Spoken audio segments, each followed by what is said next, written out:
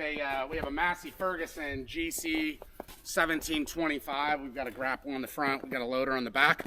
This is a subcompact tractor from Massey Ferguson, and it was given to us for us to use by our sponsor, Big Boys Toys.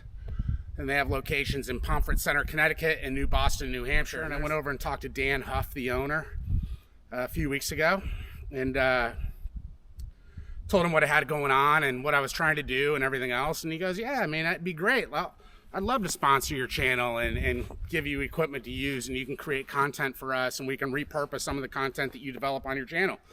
So, you know, it worked out really well. And as we got deeper into that conversation, he said, hey, you know, I'm looking for a sales guy, an outside sales guy. And I said, well, what if we did this? What if you sponsor the channel and I come work for you as well, and I handle, a lot of the digital marketing and outside sales for a new product line that he has. And,